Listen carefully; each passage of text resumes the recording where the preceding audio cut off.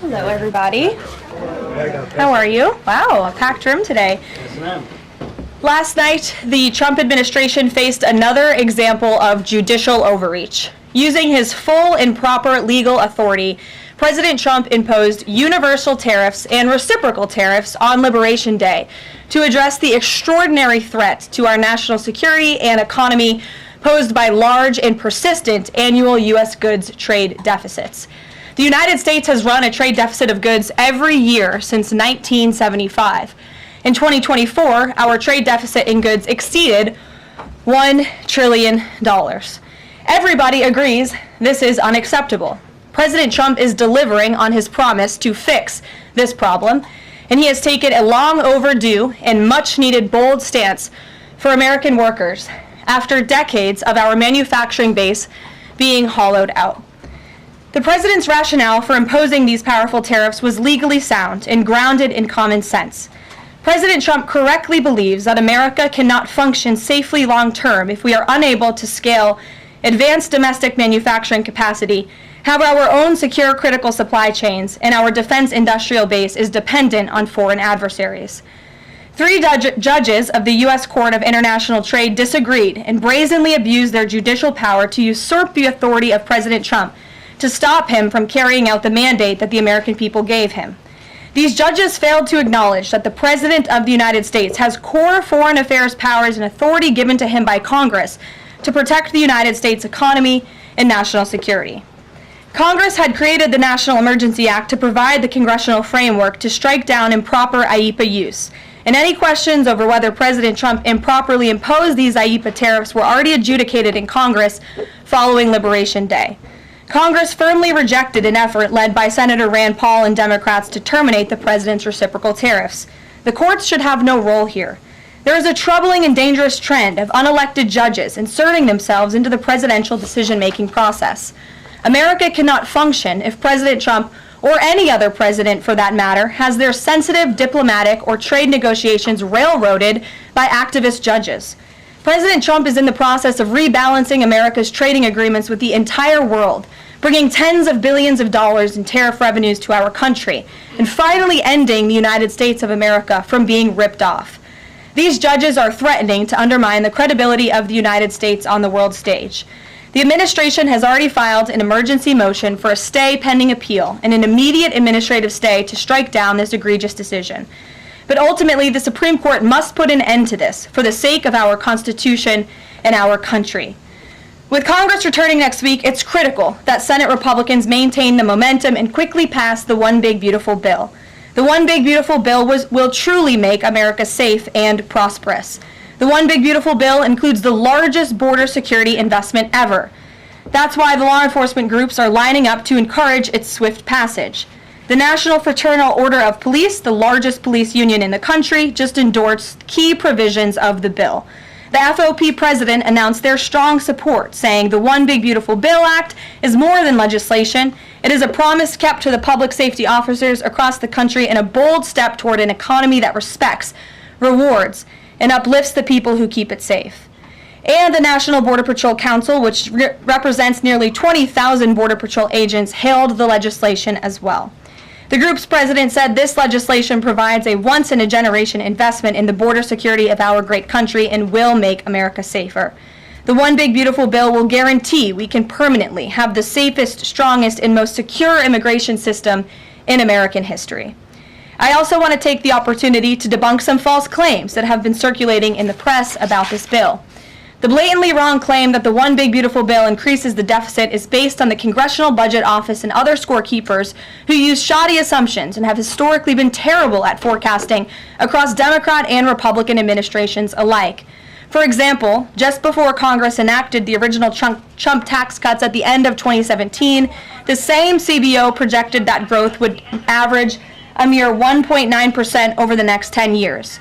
However, by 2019, actual growth had surged to 3.4% once the Trump tax cuts went into effect, exceeding the CBO forecast by nearly 2 full percentage points. The CBO's latest forecast makes the same anemic growth assumptions as they did in 2017, missing the impact of the One Big Beautiful Bill. The CBO assumes long-term GDP growth of an anemic 1.8%, and that is absurd. The American economy is going to boom like never before after the One Big Beautiful Bill is passed. The largest middle-class tax cut in history, massive deregulation, and the most aggressive domestic energy exploration ever will fuel small businesses, further boost private investment, increase workers' wages, and supercharge economic growth. The Council of Economic Advisors has factored in the effects of all these pro-growth policies and estimated in their own analysis that growth will average 3% in the long run after the One Big Beautiful Bill is passed, which is nearly double the ridiculous CBO projection. This higher growth would result in $4.1 trillion in additional revenue over the next 10 years. Between the common sense spending reforms contained in the One Big Beautiful Bill and the robust economic growth that will be generated as a result of it, there will be no increase to the deficit. The same analysis from the CEA shows just how this historic package will unleash prosperity and ignite a blue-collar boom across America. But if the radical Democrats get their way and the One Big Beautiful Bill does not pass, Americans will face a whopping $4 trillion tax hike.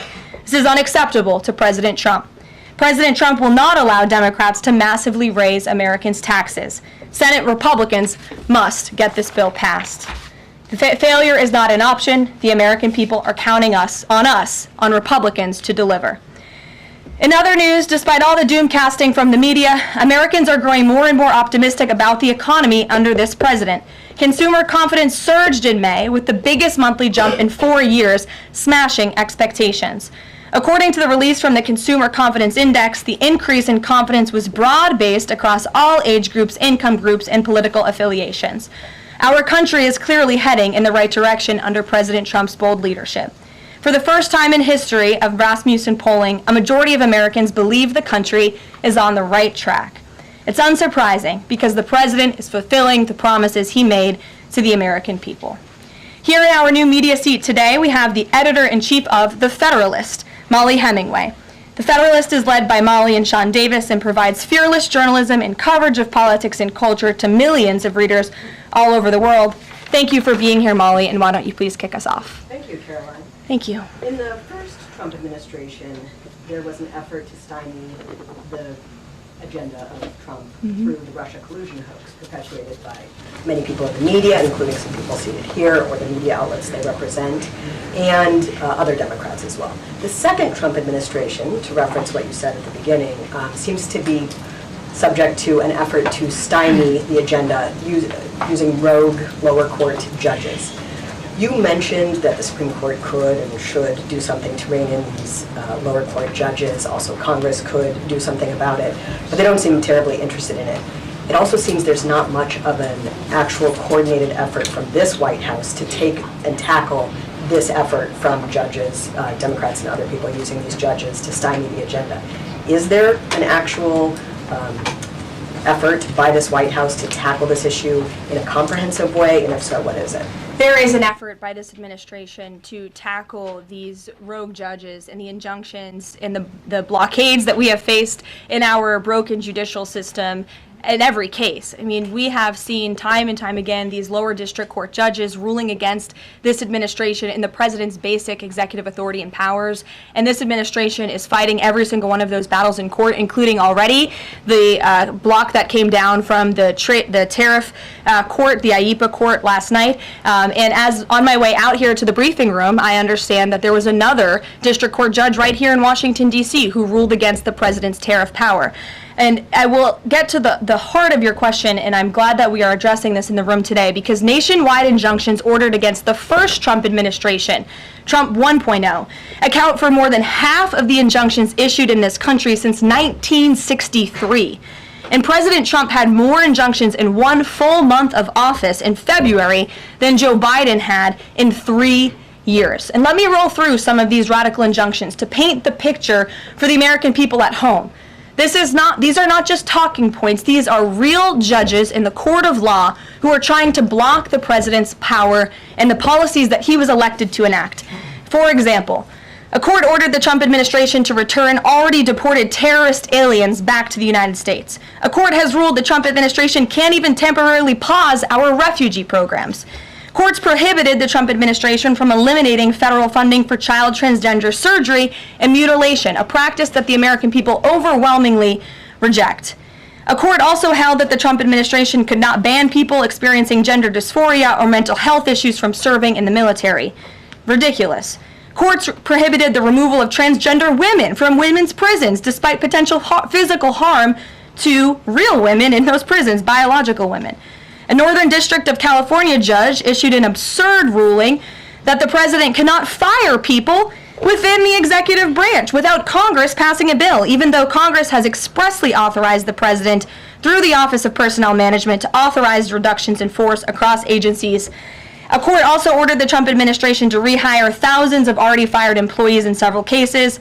A federal judge blocked the Trump administration from defunding the Department of Education, another signature campaign promise that this president has the power to implement. Courts ordered the Trump administration could not eliminate funding for illegal DEI programs, hence the word illegal. These are illegal programs to begin with, and now the courts are trying to say this president can't roll them back. And a district court judge prohibited the president from issuing any categorical funding freezes. And then another court ordered on top of that the administration makes $2 billion of payments in 36 hours. These are just a few of the ridiculous orders that we have seen from lower district court judges every day, and we hope that the Supreme Court will weigh in and rein them in. But White House advisor Stephen Miller says it's judicial tyranny. Some people are calling it a judicial coup. You're saying you're responding to each and every one of these actions, efforts by these judges to delay or thwart the implementation of the agenda. But is there going to be anything more than that, or is it just going to let this operation continue, even though it could delay everything for years until the presidency is over? The administration is operating under the directive given to from the president that we need to comply with the court's orders. He's made that very clear, but we're going to fight them in court, and we're going to win on the merits of these cases because we know we are acting within the president's legal and executive authorities. And thanks for being here. Gabe. Thank you, Karoline. Question on tariffs, but first actually some foreign policy news, some breaking news. Some local Israeli media is reporting that Prime Minister Netanyahu told hostage families that he's accepted a 60-day truce offer. So can you confirm, have Israel and Hamas agreed to a truce? I can confirm that Special Envoy Witkoff and the president submitted a ceasefire proposal to Hamas that Israel backed and supported. Israel signed off on this proposal before it was sent to Hamas.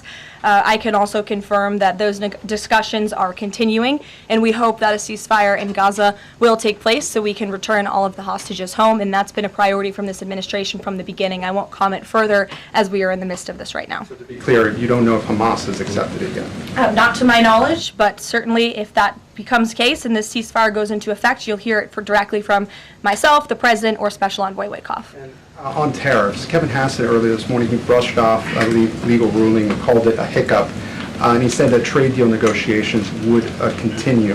Why would other countries continue these trade deal negotiations given the ruling? Because other countries around the world have faith in the negotiator-in-chief, President Donald J. Trump. And they also probably see how ridiculous this ruling is, and they understand that the administration is going to win, and we intend to win. We already filed an emergency appeal.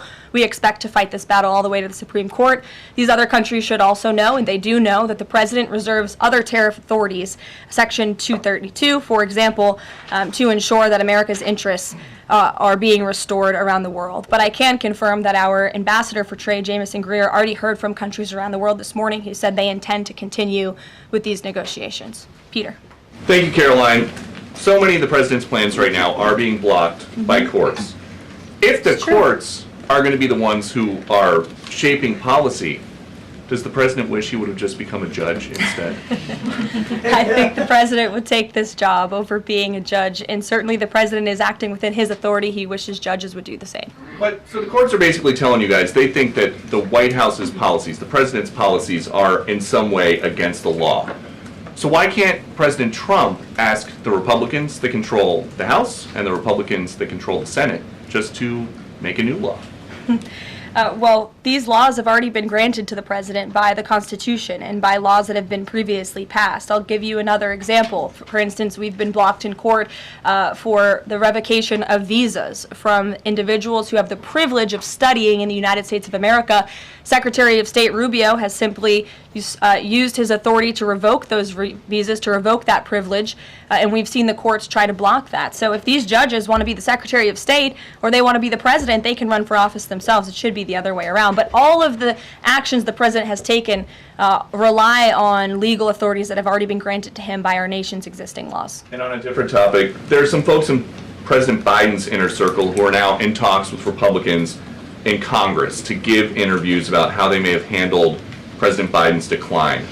Is the president satisfied with aides only sitting for these transcribed interviews, or would he also like to see some kind of testimony from the former First Lady, Dr. Biden? I think, frankly, the former First Lady should certainly speak up about what she saw in regards to her husband and when she saw it and what she knew. Because I think anybody looking, again, at the videos and photo evidence of Joe Biden with your own eyes and a little bit of common sense can see this was a clear cover-up. And Jill Biden was certainly complicit in that cover-up. There's documentation, video evidence of her clearly shielding her husband away from the cameras. They were just on The View last week. She was saying everything is fine. She's still lying to the American people. She still thinks the American public are so stupid that they're going to believe her lies. And frankly, it's insulting, and she needs to answer for it. Ouija. Thank you, Caroline. President Trump was asked what he thought about Elon Musk's claim that the big, beautiful bill increases the budget deficit and undermines the work of DOGE. And the president didn't actually comment on those remarks. He just talked about the need to support the bill. So what does the president think about what Elon Musk said? Well, the president is very proud of the one big beautiful bill, and he wants to see it pass. He wants the Senate to get to work on it and send it to his desk as quickly as possible. Of course, as you know, Elon Musk announced last night his departure as an official special government employee from the Trump administration. We thank him for his service. We thank him for getting DOGE off of the ground, and the efforts to cut waste, fraud, and abuse will continue. So he doesn't have any comment about Musk saying it adds to the deficit and it undermines all his work? The president commented on this. I commented on it. I told you that this bill saves $1.6 trillion according to the Council of Economic Advisors and the analyses that the president believes in. So he gave a comment. I gave a comment. Just because you don't like that comment doesn't mean it's not a comment. Rachel. Thanks, Caroline.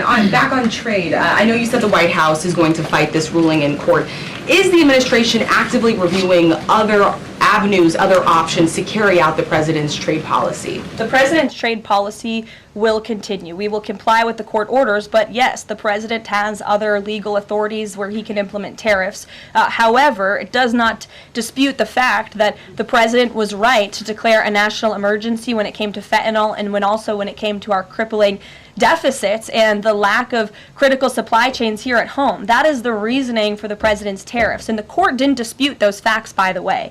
And there have been other courts that have reaffirmed the president's position. In fact, a ruling in federal court earlier this month shows that the administration is in the right, said we will win on appeal. A federal district judge in Florida ruled that IEEPA, in fact, does grant the president the authority to unilaterally impose tariffs. And 20 years ago, I will add, they are not a court, the New York Times editorial board responded to the January 2005 trade deficit of $58.3 billion by writing an editorial entitled Dangerous Deficits. And since then, our trade deficit has more than doubled. The U.S. trade deficit in January totaled a whopping $131.4 billion. So people on both sides of the aisle, pundits, lawyers, legal scholars, politicians have all agreed that it is a national emergency, our trade deficits and our lack of critical supply chains here at home. It's just President Trump was the first president to actually act on it to restore that wealth and that prosperity to the United States of America. And it's very unfortunate that the courts are now blocking his attempts to do that. Has the administration then reached the point where you are actually asking your economic advisors to start reviewing other avenues to implement the president's trade policy, or do you want to just see this legal process take place for now? We can walk and chew gum at the same time. We are doing both. Josh. The Fed says that the president met with the Fed chair earlier today. I'm wondering if you can give us any readout of that meeting. The Fed also says that they discussed the economy. I imagine the president might have shared views on rates as well, but what can you Sure. share? I can share with you that we saw, the president and I both saw the statement that the Fed put out after the meeting. That statement is correct. However, the president did say that he believes the Fed chair is making a mistake by not lowering interest rates, which is putting us at an economic disadvantage to China and other countries. And the president's been very vocal about that, both publicly and now I can reveal privately as well. Did he speak at all about his plans for that position, but whether he would seek to move Jay Powell out of that position or keep him in until his term ends? No. Okay. Kristen. Very quickly on the tariff question, you mentioned Section 232 earlier. Are you suggesting that you might sort of speed up some of the existing 232 investigations? Or are you talking potentially using 232 as a replacement power if this ruling doesn't go your way? Of course, you hope it does. I'm not suggesting that. I'm just simply stating the fact that the president has other legal authorities he can use to implement tariffs, and the administration is willing to use those. As you know, we already have applied Section 232 tariffs on specific industries. Thank you. Yeah, thank you. President Trump said that he needed 1.5 to 2 weeks to determine whether or not he believed Vladimir Putin wanted peace. He has been in office now for 4 months. What does he believe is going to happen in the next 1.5 to 2 weeks that would change his opinion? Well, it is my understanding and it is our hope that Russia and Ukraine will engage in direct talks and negotiations next week in Istanbul, and we believe that meeting is going to take place, and that is a meeting the president encouraged and urged for these two sides to come together and negotiate directly. And the president has been clear from the very beginning of this conflict that he wants to see this conflict solved on the negotiating table, not on the battlefield, and he's told that to both leaders, again, both publicly and privately. So hopefully next week it will move the ball forward in this. Is going to participate in those conversations? We will let you know if the president plans to send a representative. I'm not tracking that at this time. Kelly, in the back. Thanks, Caroline. Sure. I wanted to just clarify once and for all the Qatari jet, the sale, or the gift, because the Qatari government is asking the U.S. to clarify that the jet's pending transfer was initiated by the Trump administration. So is this something that the White House is going to do? The amount of questions we've received, and we've been incredibly clear, and I have answered this, the president has answered this, the Department of Defense has answered this. This is a government-to-government gift transfer from the Qataris to the Department of Defense, to the United States Air Force. It is now in their hands, and for further details on where that stands, I would defer you to the Department of Defense and the United States Air Force. I have nothing more for you on that. Deanna. Thanks, Caroline. 2 questions, one on Big Beautiful Bill, one on immigration. Sure. Yesterday, Trump said, we will be negotiating that bill, and I'm not happy about certain aspects of it, but I'm thrilled by other aspects of it. Wondering if you could, share any specifics on that. And in immigration, do you know how many illegal migrants have taken Trump's voucher program so far and have deported themselves? I believe it's in the thousands of those who have chosen the easier route of self-deportation, and we certainly encourage all illegal aliens who are present within our homeland to take that option. It's a much more pleasant option than being deported, and we will deport you if you're here illegally. That's our intention. As for the first question, what the president was speaking about is how this is a great bill. However, it has come as a result of a hard negotiation. It's difficult to get things done on Capitol Hill, but thanks to President Trump, this bill is moving in the right direction, and thanks to House Republicans and the leadership over there as well, who did a great job mediating both sides of the caucus to move this bill to the Senate. And now the president, again, has told his friends on the Senate side and is already engaged in those conversations to get that bill back to his desk as soon as possible. Sure. Has this administration been briefed about the incident that happened in Gaza on Tuesday during the rollout of the Gaza Humanitarian Foundation distribution of aid to Palestinians there? And should there be a ceasefire, will this administration continue to rely on this foundation for the distribution of aid to civilians?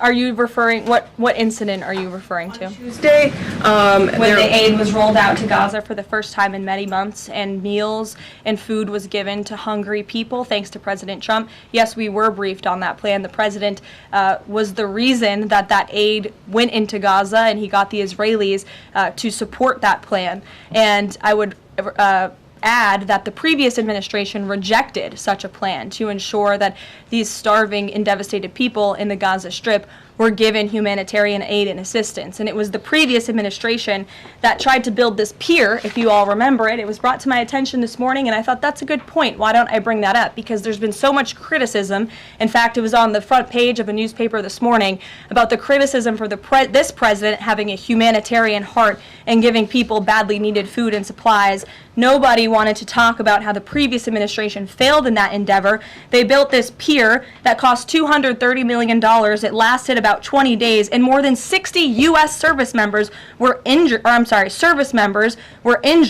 As a part of this floating aid pier that did nothing for the people of Gaza. The president is opening up his humanitarian heart to get aid into the region, while his team simultaneously negotiates a ceasefire and the return of all hostages. We are moving the ball forward in a positive direction for all people. The president wants to see peace for all people. Jasmine. Thanks so much, Caroline.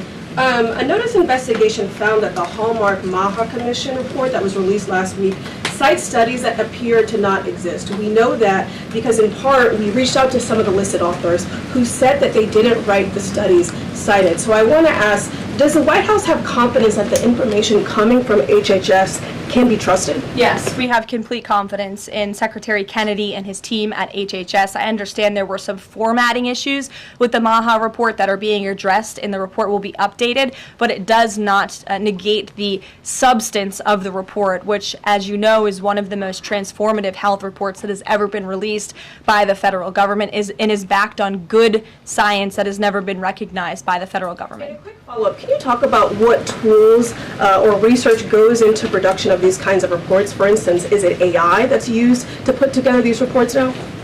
I can't speak to that. I would defer you to the Department of Health and Human Services. What I know is just what I told you. Lindsay. Thank you, Caroline. Many small businesses that we've talked to since the tariffs have been in place have said what would really help them is a long-term plan so that they can catch up. In light of what's happened now, this trade war with the courts, how will that impact this 90-day window? Will you guys be adjusting that? And how can you help relieve some of these small businesses? Well, I would say nobody understands the needs of business owners, and nobody has the backs of our small business community more than President Donald J. Trump. He believes, I've heard him talk about this with small business owners himself, that small businesses are truly the backbone of our American economy. And that's why the president is supporting the One Big Beautiful Bill. So for those you spoke to who are asking for a long-term plan, big tax cuts are coming their way. No tax on tips, no tax on overtime for their workers, more money in their pockets. Their bottom lines will be larger. They can pay their people more. Wages are going to go up. Inflation will continue to come down. We've already seen energy prices plummeting as a result of this president's economic and energy agenda that he has been implementing across the federal government, reducing burdensome regulation. All of that is good news for small business owners across the country. That's why they strongly support the president, and that's the Trump economic plan that is underway. And again, you're emphasizing, I believe, the need to pass the One Big Beautiful Bill, and the president wants to see that happen. Sure. Will you still work within that 90-day window for these trade negotiations? Does that still stand? Again, as far as we're concerned, our trade agenda is moving forward, and we've already heard from countries around the world today who will continue to negotiate in good faith with the United States so we can cut good trade deals on behalf of the American people, and we fully expect to win this case in court. Sure. On Golden Dome, the president put out this number of $61 billion. How did he arrive at that? Is that the number it will cost to protect Canada, and is it negotiable, or where did it come from?